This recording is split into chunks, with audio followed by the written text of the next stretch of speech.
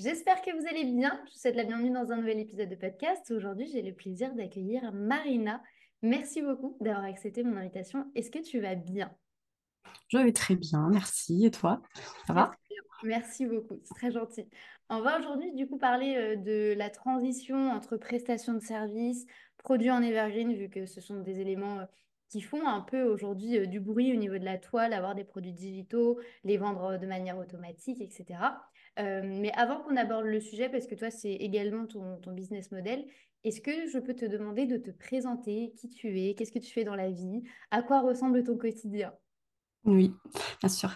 Alors, moi, je suis Marina, je suis web designer, donc je suis entrepreneur depuis 2013, donc ça va faire un moment maintenant. Donc, je suis spécialisée en création de sites WordPress. Pour la partie perso, je suis basque, je vis au Pays Basque et j'ai une petite fille de 4 ans, voilà. Ça, c'est pour la partie perso. Et donc, voilà, donc, je suis web designer et donc, j'ai commencé en entreprise, en CDI, maintenant, ça fait longtemps, 3 ans. Et puis après, je me suis mise à mon compte en 2013, quoi. Voilà, ça fait 10 ans. Et donc, j'ai commencé par du freelancing, comme la plupart, en fait, pour, depuis 3 ans, essayer d'automatiser mon business, mais aussi vendre plus des produits, en fait. Et je vends des templates de sites WordPress, donc pour aider les entrepreneurs à créer leur site par eux-mêmes à partir de modèles préconçus.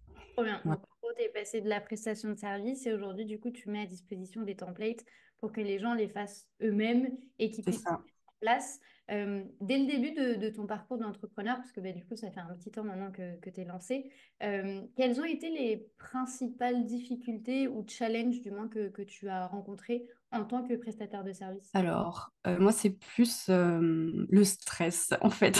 Le gros challenge, moi, c'est le stress, vraiment.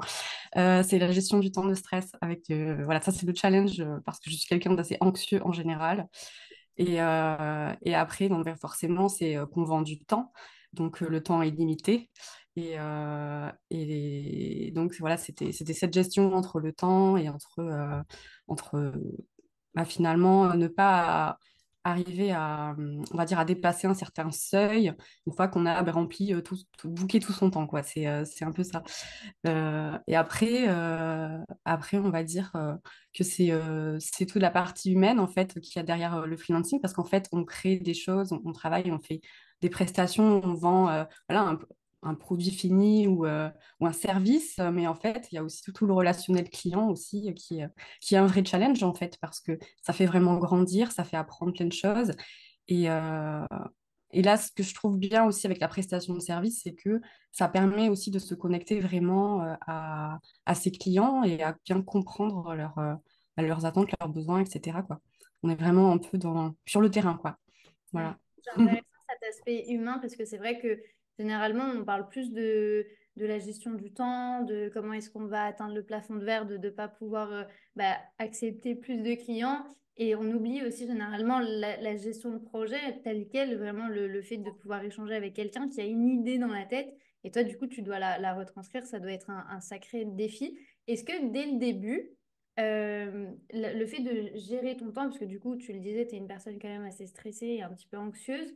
Dès le début, le fait d'avoir du coup un calendrier vide, un calendrier où personne du coup te connaît encore, est-ce que ça t'a procuré des doutes ou est-ce que très rapidement, tu as pu trouver des clients? Bah, en fait, j'ai eu la chance de pas avoir de vide, quoi. Et vraiment, ça, alors, je sais pas si c'est une chance ou quoi. Après, j'ai démarré il y a longtemps, donc du coup, on peut pas vraiment comparer à aujourd'hui. Ça n'a rien à voir. Le milieu entrepreneurial n'a rien à voir aujourd'hui avec il y a 10 ans. Mais c'est vrai que j'ai vite rempli, on va dire, ouais, mon temps. J'ai eu des clients assez facilement. Après, il y a aussi le fait que je me suis positionnée localement au début. En fait, je n'ai pas été de suite voilà, à l'attaque du monde entier. Non. Je me suis vraiment concentrée sur ma région. Et je pense que ça a fait la différence parce que au Pays-Bas, par chez moi, il n'y avait pas grand monde finalement qui faisait ça, qui faisait la création de sites et du web design. Donc du coup, j'ai pu facilement me positionner avec le référencement notamment, etc., pour avoir des clients. Donc c'était pas ce stress-là, en tout cas, qui était là. Et en plus, comme la plupart des entrepreneurs, j'ai commencé, j'avais le chômage Mm. pendant 2 ans. Donc forcément, ça met aussi, ça déstresse un peu quand on ne peut pas encore vivre de son activité. Donc ça laisse aussi bien 2 ans pour comprendre comment ça fonctionne, voilà, pour arriver à trouver des clients. Et oui, donc moi, j'ai jamais eu à démarcher en fait, donc c'est vrai que je peux pas trop me mettre dans la peau de Mm. celui qui en a attente, même si aujourd'hui, vu que je vois que le marché a changé, je vois que ça devient quand même, il faut plus faire d'action, on va dire, pour amener les clients à nous, mais, euh, mais voilà. C'est hyper intéressant de voir que de base, tu t'es axé plus localement. En fait, tu as joué la stratégie de te dire je vais jouer la proximité et d'analyser aussi, ok, il y a très peu de monde, je vais me positionner là-dessus pour après élargir parce que généralement, notamment en création de contenu ou même en business, on a tendance à se dire si je restreins ma zone géographique ou si je restreins mes actions, j'aurai moins de résultats. Et toi, du coup, tu as réussi à avoir de super résultats dès le début grâce justement à cette analyse de dire, bah, ok, on va la jouer petit et après on va grossir petit à petit. À quel moment est-ce que tu as ressenti le besoin de passer d'une prestation de service à du coup un produit digital? Comment est-ce que ça s'est fait un peu ce besoin de transformation? Est-ce que ça a été pour te libérer du temps? Est-ce que ça a été une forme de challenge? Est-ce que ça a été pour justement tendre vers une vie où tu veux ne plus être dans l'exécutif, mais plus être à gérer cet aspect plus evergreen. Comment ça s'est passé? Alors, c'est vers, on va dire, vers 2017-2018, je sentais déjà que je commençais à tourner autour du pot. Enfin, il y avait quelque chose qui allait plus trop, tu vois. Je travaillais en fait, mais je sentais que je perdais la flamme et je perdais un peu le plaisir, quoi. Il y avait ça, déjà. Donc, je sentais qu'il y avait quelque chose qui allait pas, que j'étais tout en sous l'eau de travail, mais en même temps, je sortais pas la tête de l'eau. Et c'était une sorte voilà, ça ne s'arrêtait jamais, en fait. J'avais ça, j'avais tout le temps, pas de pause, en fait, pas de, je sais pas comment expliquer, je pense que tu connais, je pense aussi le sujet, mais, Le mais, euh, le mais truc c'est- que tu te dis, tu as tellement de travail et tu es super contente d'avoir du boulot, mais t'as pas envie de t'y mettre parce que t'as pas ouais, envie. Et pour autant, t'as aucune excuse, hein. Y a rien qui se c'est ça. passe, mais juste tu as tellement de choses et t'as pas envie. Je comprends C'est complètement. ça. Et en plus, tu dis non, mais je vais pas me plaindre parce que moi, j'ai du travail. Et puis, enfin, il y a ce truc aussi de culpabilité. Enfin, voilà. Enfin, c'est, c'est, mais je sentais qu'il y avait quelque chose qui allait plus trop. Donc, bah, je me suis pas mal questionnée sur comment j'allais pouvoir faire évoluer mon entreprise. Et parce que je voyais que le chiffre d'affaires, en plus, ben, il était bien. Mais c'était tout le temps pareil, tu vois. Enfin, il y avait pas, j'étais stable, en fait. Ça fonctionnait bien, mais que ça avait atteint ses limites. Je pense que j'avais aussi peur de faire, par exemple, je reste toujours en dessous du seuil de TVA, tu vois, ce truc avec un peu d'auto-sabotage pour pas dépasser, pour pas passer au level supérieur, etc. Enfin, tu vois, donc on reste bien, tu vois, dans la zone de confort. Mais je sentais que du coup, c'était cool, c'était confortable, mais que ça allait pas trop. Et c'était presque un peu du burn-out, quoi. Vraiment, je sentais que ça allait pas. Donc, bon, du coup, j'ai commencé à m'intéresser, à regarder comment je pouvais changer ça. J'avais contacté une première coach en 2018 pour essayer de me faire accompagner, pour essayer de comprendre. Donc, on m'avait dit ouais, qu'il fallait peut-être que je me positionne plus experte, que je change de clientèle. Enfin, voilà, il y avait plein de questionnements. Et en fait, en 2020, en 2019, je suis tombée enceinte. Et du coup, là, je me suis dit, OK, bon, ben, je vais peut-être profiter de ce temps off pour essayer de tout remettre à plat, de savoir qu'est-ce que je vais faire, comment faire évoluer mon entreprise, je ne sais pas. Donc, voilà, le congé mat est arrivé la veille du confinement, du tout premier confinement. Voilà, la veille, hein. Enfin bref, méga stress, tout ça. C'est un autre sujet. Mais donc, comme tu imagines, mon congé mat ne s'est pas passé du tout comme je l'avais imaginé, dans un contexte complètement différent de ce que j'avais pu imaginer. Mais bon, j'étais déjà à la maison, bon, voilà, j'avais de quoi passer du temps à essayer de tout remettre à plat. Aussi, il faut savoir que juste avant ce temps off, bien sûr, j'étais en charrette totale, donc jusqu'à la fin, à la fin, à la fin, il s'est livré les projets clients et tout. Enfin voilà, j'ai fini vraiment en mode ouf. Dernière limite, quoi. Vraiment. Voilà. C'est ça. Donc voilà, et après, donc ce temps off, j'ai repris un coaching, donc ma fille avec 4 mois, et donc j'ai repris un coaching de plusieurs mois, et c'était un peu remettre à plat tout, genre ses clients de cœur, enfin tu vois, toutes les fondations en fait de son entreprise. Et c'est vrai que j'avais jamais fait ce travail, en tout cas de me positionner, tu vois, sur une certaine clientèle. Ça, je l'avais jamais fait. Par exemple, moi, je prenais tous les projets avant. Au tout début, je faisais de l'illustration, de l'identité visuelle, parce que j'ai une base de designer graphique à la base, que j'ai fait, tu vois, à appliquer Beaux-Arts et tout. Mais je me suis toujours focalisée multimédia, création de site. Donc voilà, donc je faisais de tout, je faisais de l'illustration, je faisais de l'identité visuelle, de la création de site, du WordPress, voilà. Donc il y avait trop de choses, donc je savais qu'il fallait élaguer, même si je m'étais quand même positionnée depuis longtemps que sur le web design et WordPress. Voilà, j'avais encore des clients, je passais de la créatrice de robe de mariée au GPS camion, enfin tu vois, mon cerveau, il était un peu En constante, schizophrène, quoi. j'aime bien appeler ça la gymnastique intellectuelle, de devoir sauter d'un côté à un autre alors que les thématiques sont complètement différentes. Mine de rien, en fait, c'est très représentatif de ce que tu expliquais tout à l'heure, parce que quand tu n'as pas vraiment ce socle où tu te dis je vais faire que ça, en fait, tu te fatigues 2 fois plus parce que c'est 2 fois plus d'énergie de te rechanger de business, de modèle, de thématique. Et du coup, en fait, tu es constamment en train de jongler d'un côté à un autre. Donc, ça justifie aussi l'aspect fatigue mentale que tu as pu ressentir. C'est ça. Je pense que j'avais trop de projets qui étaient complètement différents. Et puis, en fait, voilà, quand on est dans le design, il faut s'imaginer, on a une sorte de... Dans la tête, j'ai comme une bibliothèque graphique, tu vois, et je sors, hop, alors ce style, c'est pour ce type de projet. Et puis, enfin, en tout cas, je faisais que de jongler entre plein d'univers. C'est vrai que... Et du coup, je perdais le mien aussi au passage. Donc, oui, il y avait ça où Et j'ai retravaillé les fondations. Voilà, retravaillé les fondations avec ce coaching-là. Donc, je ne suis pas arrivée de suite à l'idée des templates WordPress et des produits, hein. D'abord, la réflexion, elle a été longue et c'était plutôt l'inverse. Me dire, bon, ben, je vais peut-être essayer de prendre moins de projets, mais dans une cible plus précise et d'augmenter les prix, mais donc, voilà, de travailler plus d'être dans la qualité, d'avoir moins de projets, moins de charges et plus que ça me ressemble. Et puis finalement, j'ai lancé ça, mais c'était toujours pas ça. Je sentais que c'était un tremplin à autre chose en fait, et que tu vois, ça a duré bien un an, hein. Et du coup, c'était un tremplin à autre chose. Et il faut savoir que depuis maintenant 10 ans aussi, je travaille avec un collègue où je suis sa web designer et lui il fait le développement. Et on a ce duo qu'on fait depuis 10 ans maintenant. C'est Aurélien de WP Channel qui lui est expert WordPress. Et donc moi je suis sa web designer. Donc j'ai toujours ça en fond en fait qui fait que voilà, je garde quand même cette prestation et que je n'ai pas tout revu, je garde toujours ces prestations avec lui qui sont quand même voilà, 30% de mon chiffre d'affaires. Donc, tu vois, je le garde. Et, euh, et donc, même si j'ai tout revu, voilà, je sentais que c'était pas encore ça. Donc, cette idée de prestation un peu plus, on va dire, high ticket. et, euh, et en fait, en 2019, avec ma sœur, j'avais lancé un projet de papeterie à imprimer, plutôt le côté créatrice, parce que moi, je suis très créative, créatrice, et j'aime bien créer des choses.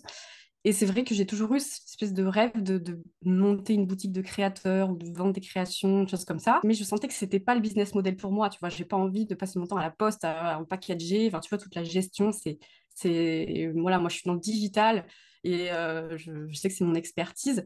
Et puis à un moment donné, je me suis dit, mais attends, mais pourquoi tu fais pas ça, mais avec des sites en fait, des créations avec, voilà, en vendant des produits et des créations voilà, en tant que produit comme une créatrice, quoi. Parce que voilà, en fait, je me vois plus comme une créatrice que comme une entrepreneur, en fait. Mais je sais pas. Voilà. Ça marche aussi, hein. Tu sais, le fait de Ouais. créer, d'imaginer, de mettre en place, moi, ça me va très bien aussi. Généralement, les entrepreneurs, moi, j'aime bien les appeler des créatrices de contenu parce que c'est bien au-delà que juste de l'entrepreneuriat.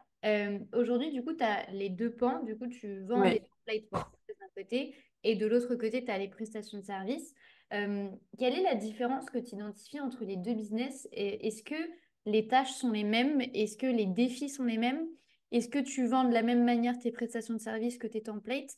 Comment ça se passe en interne de ton côté? Alors, oui, j'ai l'impression, oui, d'avoir quand même deux activités différentes. Mhm. Faut savoir que, donc, en fait, pour les templates, pour les modèles et pour du coup, les services, c'est pas du tout le même type de clientèle. Donc, il y a eu ça aussi, il y a eu une grosse prise de conscience à ce niveau-là, c'est qu'en fait, voilà, en vendant des templates, je ne m'adresse pas aux mêmes personnes que quand je vends des services. Donc, déjà, il y a ces deux pôles-là. Après, comme je le disais, j'ai jamais eu à chercher des clients. Et en fait, j'ai toujours eu le bouche à oreille qui était très fort en prestation de services. Et après, il y a Aurélien avec qui je travaille aussi qui m'apporte des projets. Et du coup, en fait, ce que j'ai fait, c'est que vu que j'avais un flux de demande trop constante et que j'avais envie de développer les templates, mais en fait, tu regardes sur mon site, il n'y a plus de service, il n'y a plus rien. Je vends plus de services. Mais du coup, c'est pas pour ça que les gens ne me contactent pas pour des services, en fait. Et du coup, même, il y en a qui tentent, en fait, et il y en a qui vont me demander, est-ce que tu peux me créer un site? Alors, je dis, bah, c'est même pas, voilà, je ne le montre plus, en fait. Mais vu que ça fait 10 ans que je fais ça, ben, voilà, j'ai beaucoup de clients qui parlent de moi, il y a beaucoup de bouche à oreille, etc. Et en fait, je ne démarche pas du coup pour cette partie-là. Et après, je travaille toujours avec Aurélien pour la partie web design. Et là, du coup, on est vraiment sur des projets voilà, avec plus d'ampleur. C'est pas du tout les mêmes tarifs, c'est pas le même type de clientèle, etc. Et donc, avec les templates, par contre, là, je m'adresse vraiment à plus des entrepreneurs débutants qui se lancent, qui ont besoin de créer leur site par eux-mêmes. Et là, c'est plus, bon, ben, je te propose quelque chose à faire DIY. Tu as tous les vidéos tutos qui t'expliquent comment faire. Je suis là en support si jamais tu as un problème, tu as une question. Et voilà. Et c'est pas du tout pareil, quoi. Je suis plus dans le conseil, en fait, on va dire, je propose un produit et un conseil, alors que de l'autre, ben, je fais tout, en fait. Enfin, Et du voilà. coup, toi, ton bouche à oreille, du coup, aujourd'hui, la prestation de service n'est plus du tout mise en avant parce que du coup, tu as, des entrées qui sont régulières et tu n'as pas forcément besoin de le mettre en avant. Donc, la communication et la mise en avant de cette prestation a cessé. Mais du coup, pour l'autre pan, du coup, qui est la vente de templates, euh, là, tu n'as pas eu le bouche à oreille. Comment, et surtout que tu n'es pas sur la même cible ni sur la même audience. Comment est-ce que tu as vu ce challenge? Est-ce que c'est deux fois plus compliqué pour toi aujourd'hui, du coup, de mettre de la visibilité sur ça? Ou est-ce que tu as une stratégie qui est très bien ficelée et tu arrives à vendre assez régulièrement? Alors là, justement, le projet que j'avais fait avec ma sœur de papeterie, là, que j'avais fait avant, en fait, il m'a appris plein de trucs sur la digitalisation, parce que j'avais fait un blog où j'avais fait juste 10 articles, mais j'avais réussi à hyper bien les référencer. Et j'avais réussi à... Enfin, j'ai une énorme base mail dont je ne me sers pas. Enfin, ouais, en tout cas, j'ai testé des trucs sur ce projet. Et en fait, ça m'a appris plein de choses pour ensuite m'en servir pour la vente de templates. Après, il faut savoir que depuis 2020, je me forme énormément à des choses que je ne connais pas, genre le marketing, la digitalisation. Je me suis énormément formée. C'est un autre métier, en fait. Là, j'ai l'impression qu'il faut plus être créatrice de contenu pour vendre les produits digitaux, en fait. Je suis plus graphiste, je suis plus web designer. Il faut que je sois créatrice de contenu. Donc déjà, ça, j'ai intégré. C'est pas encore complètement... je suis pas dans l'action encore complètement, hein. Je teste des choses. J'ai testé la publicité. Après, dans mon domaine, évidemment, Pinterest, ça reste vraiment quelque chose qui marche super bien parce que c'est visuel, c'est design. Donc voilà, Pinterest, articles de blog, bien sûr Instagram, même si j'ai une relation un peu avec Instagram, je t'aime moi non plus, mais c'est pas toujours facile. Le rythme en fait est dur, je trouve, à tenir. C'est surtout ça en fait. Alors que Pinterest, non, tu postes une fois ton épingle, au bout de 6 mois, tu rapportes encore des vues. Donc voilà, j'essaie de tester des stratégies qui me conviennent, qui conviennent aussi à bah, mon énergie. En fait, j'essaie de voir ce qui va, ouais. Mais ça n'a rien à voir, oui, parce que du coup, j'ai l'impression qu'il faut quand même faire beaucoup plus d'efforts pour vendre des produits moins chers. Donc, ce qui semble fou, parce que voilà, c'est beaucoup moins cher, mais c'est beaucoup plus d'efforts pour vendre que du service qui est 10 fois plus cher, quoi. Je Donc, confirme complètement, mais je suis alignée à tous tes mots. C'est vrai que c'est beaucoup plus difficile, selon moi en tout cas, et selon mon expérience, de vendre des produits digitaux plutôt que de vendre des prestations de services. Parce que, encore une fois, hein, quand on appelle un prestataire de service, c'est pour le faire, enfin, c'est pour gagner un temps fou et tu n'as plus à te préoccuper de ça. Donc, c'est vrai que généralement, c'est dans la pyramide des choses les plus faciles à vendre, quand bien même les coûts peuvent être, enfin, l'investissement monétaire peut être un petit peu plus élevé pour la personne qui les achète. Tu parlais ouais, de Pinterest, du coup. oui. Est-ce que tu ressens que c'est une plateforme aujourd'hui qui est trop peu exploitée. Est-ce que toi, tu as ressenti vraiment que aujourd'hui, c'était le réseau social qui te permettait d'obtenir quand même de bons résultats? Ou est-ce que tu vas le mettre dans la même case qu'Instagram où tu te dis, OK, ça te demande moins de temps, mais les résultats sont kiff-kiff? Alors, non, moi je le mets au-dessus de Pinterest, en tout cas dans mon domaine d'activité. Je pense que ça dépend vraiment du domaine d'activité, parce que sur Pinterest, il y a quand même une cible précise de personnes. Ça va être bon, surtout les femmes, mais ça va être dans le domaine de la création, du bien-être. Mais voilà, c'est un peu différent. Et bon, tous les graphistes, designers, etc. sont sur cette plateforme aussi, donc il y a ça. Mais en fait, je ne sais pas si aujourd'hui, c'est encore sous-coté. Ça l'était il y a certaines années, genre il y a 5 ans, clairement, il fallait être dessus parce que je pense qu'il n'y avait pas encore grand monde. Et là, ça faisait une visibilité de malade. C'est un moteur de recherche, en fait. C'est pas du tout un réseau social, même s'il y en a qui laissent des petits commentaires. En vrai, c'est pas du tout un réseau social. C'est un moteur de recherche comme Google, un moteur de recherche visuel comme Google. Et, euh, et donc, je le mets pas dans le même panier que Instagram, TikTok, etc., quoi. Donc, c'est pas à prendre de la même façon. Et la stratégie est différente aussi. Mhm. Donc, voilà, moi, dans mon domaine d'activité, c'est vraiment un bon outil. Mais je ne sais pas après, dans d'autres domaines d'activité, Bien sûr. si c'est aussi pertinent, quoi. Et du coup, dans tes semaines, dans ton organisation, au niveau du pourcentage de gestion, est-ce que aujourd'hui, le fait de vendre des templates te prend plus de temps que les prestations de services? Est-ce que le fait d'avoir, du coup, maintenant ces deux filiales gérées en termes d'activité, ça a eu l'effet escompté de raviver la flamme, mais surtout de te libérer ce fameux temps que toi, tu recherchais aussi, d'être moins stressé par rapport à cette gestion-là, ou au contraire, tu ressens que tu prends que c'est un kiff, quoi, que tu kiffes vraiment ce que tu fais, mais que du coup, c'est 2 fois plus de travail. Ouais. Alors, dans le kiff, oui, ça, c'est clair que du coup, en fait, il y a ce truc de je crée pour moi, je travaille pour moi. Et je ne suis pas à m'adapter à un client. Déjà, ça, bah, quand tu es justement créatrice, créateur, c'est ce que tu cherches, hein, quand même, c'est créer des choses qui sortent de toi, c'est de l'expression, quoi. Donc, il y a ce truc d'avoir, voilà, de créer pour soi qui est important. Après, en fait, là, ça commence, on va dire, à se stabiliser. Mais il faut dire que c'est quoi, c'est 2022. Alors, 2022, c'était horrible. Je bossais 50 heures ou plus par semaine. Je sais pas combien d'heures je faisais, en fait. Parce que je devais tout créer de zéro. C'était une autre entreprise et j'avais toujours les services il fallait que je bosse pour vivre en fait. Donc vraiment, je sais que c'était un gros sacrifice. Voilà, je dormais, je créais, je dormais, je créais. Voilà, je travaillais, je faisais que ça quoi. Et 2023, j'ai senti enfin les fruits de tout ce travail arriver et des ventes régulières. Et là, j'ai des ventes régulières, etc. Je commence à voir vraiment. Alors, je ne dis pas que c'est du revenu passif parce que c'est pas du tout passif. Comme on disait, il faut quand même. En fait, il faut que les clients voient nos produits. Donc, ça, c'est du travail de communication. C'est du travail de communication. Et bon, je crée toujours d'autres produits en fond. Il faut que je mette à jour. Enfin, il y a aussi de la technique. C'est du site web. C'est pas juste un template Canva. Enfin, tu vois. Donc, il y a quand même des choses à maintenir. Il y a le support client qui prend du temps, Mhm. répondre aux questions.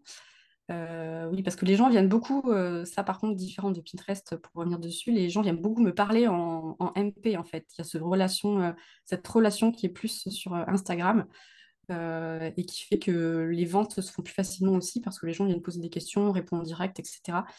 Et donc voilà, il y a ce travail de communication, de support, et voilà, et là, je suis en train de créer en plus une formation complémentaire au template avec des tutos plus avancés. En fait, ça fait depuis 3 ans que j'ai lancé les templates. Je reçois toujours plein de questions qui sont bah, pas en rapport direct avec les templates, avec le site, comment on fait ci, comment on fait ça, etc. Du coup, je me suis dit, bon, bah, je vais faire une formation avec toutes les réponses parce que voilà, j'ai regroupé toutes les problématiques. Donc, je suis en train de faire ça aussi. Donc, en fait, je crée des nouvelles choses quand même. Je reste pas voilà, j'ai pas beaucoup de templates encore parce que pareil, j'ai pas trop de temps pour les développer. Ça va beaucoup plus lentement que ce que j'espère.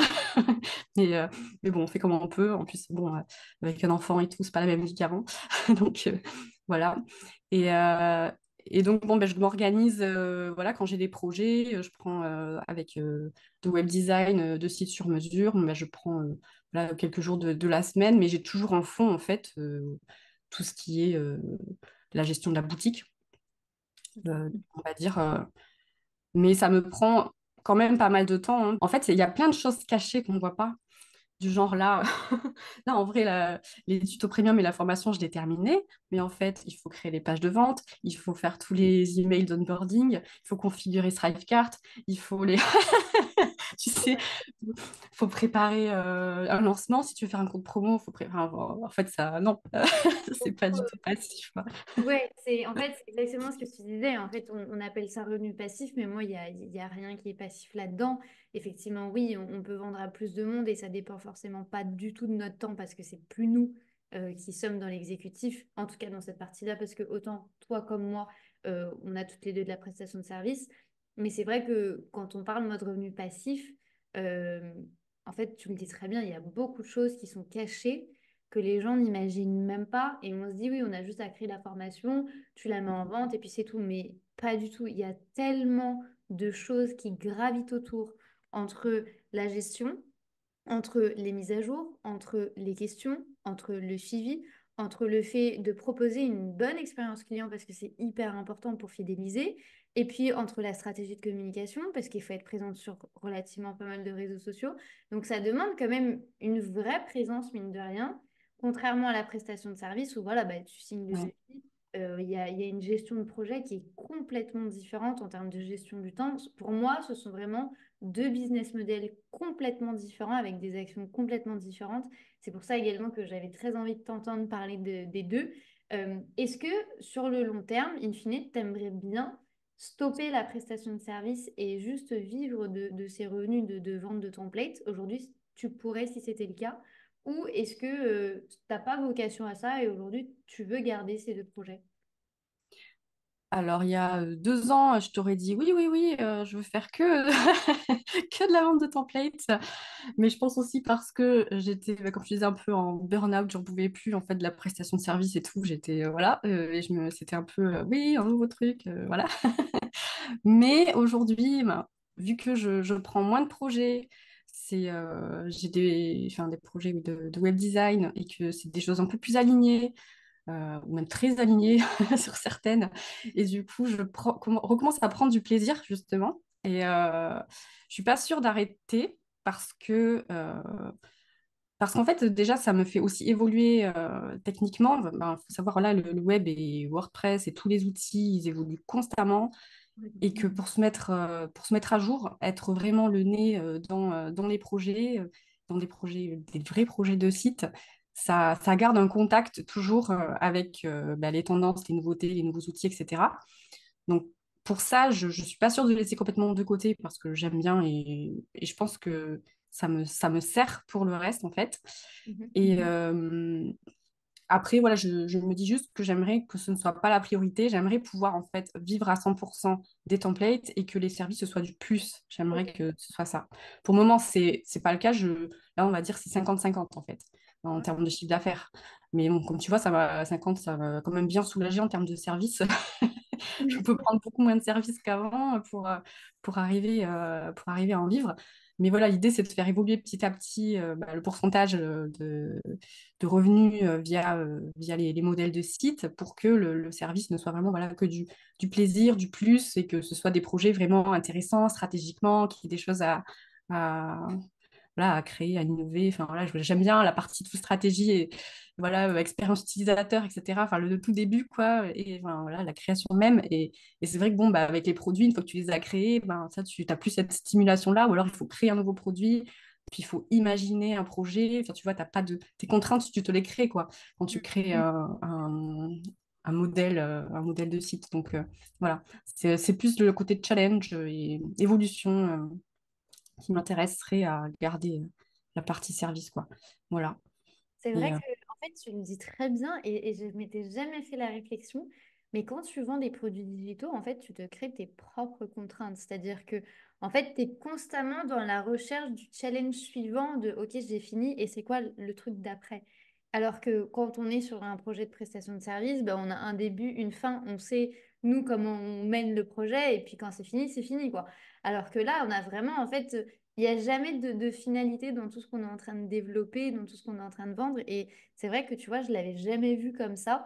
Est-ce que, du coup, le fait de vouloir inverser cette tendance entre les deux, et du coup d'avoir davantage de produits digitaux qui vont se vendre pour te concentrer uniquement sur des projets de cœur ou des projets hyper stratégiques que tu vas adorer, est-ce que tu as vocation à créer d'autres templates encore plus?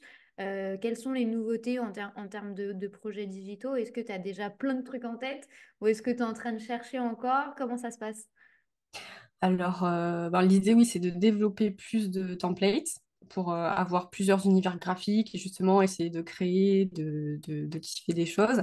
Après, ben, il y a la partie vidéo tuto où là, c'est pas encore clair ou si je sais pas si j'ai envie de faire d'autres petites formations autour. En fait, je me sens pas trop formatrice, donc moi, voilà, comme je disais, je me vois plus créatrice. Voilà, moi, c'est le design, donc la partie vidéo, tuto et formation, j'avoue que c'est moins clair en tout cas. On verra voilà, si je vais le développer ou pas. C'est plutôt la partie vraiment design qui m'intéresse. Et après, il faut savoir que là, je vends donc sur mon site web en français, mais je vends également sur d'autres plateformes en anglais. Et en fait, je pense que l'idée, ce serait carrément de faire tout en bilingue parce que je vois que sur d'autres plateformes, j'ai des clientèles du monde entier et du coup, il y a plein de choses à faire en fait. Donc, l'idée, voilà, c'est de développer des templates, peut-être pas que sur WordPress non plus, selon comment je le sens, même si c'est mon expertise, donc à voir. Mais voilà, donc je pense oui que ça va être développer plus de produits avec peut-être aussi des cibles différentes parce que là, je m'adresse surtout aux thérapeutes, aux graphistes, designers aussi, aux coachs, enfin, du domaine du bien-être, etc. Mais peut-être aussi ouvrir à d'autres domaines d'activité parce qu'en fait, c'est nos limites et arriver à faire des choses qui me plaisent justement dans d'autres domaines d'activité aussi parce que des fois, on se dit non, mais attends, comment. Comment arriver à rendre ça un petit peu sympa dans ce domaine d'activité-là. Donc, voilà. Trop bien. Et bien, du coup, je vais mettre tous les liens juste en dessous de cet épisode de podcast. Comme ça, vous pourrez aller voir. N'hésitez pas à aller voir les templates, voir si vous avez des demandes aussi spécifiques, si vous avez des besoins particuliers. Marina sera là pour vous répondre. Je ne mettrai pas du coup le lien vers la prestation de service car vous l'aurez compris. L'objectif, c'est quand même que vous puissiez, vous, de votre côté, créer votre site avec une base qui a été travaillée, qui a été pensée et qui est stratégique. Un grand merci à toi, Marina, d'avoir fait partie du podcast de la Bedford Academy. J'ai été Avec ravie plaisir. de pouvoir échanger avec toi et je te dis à très bientôt. À très bientôt. Merci beaucoup.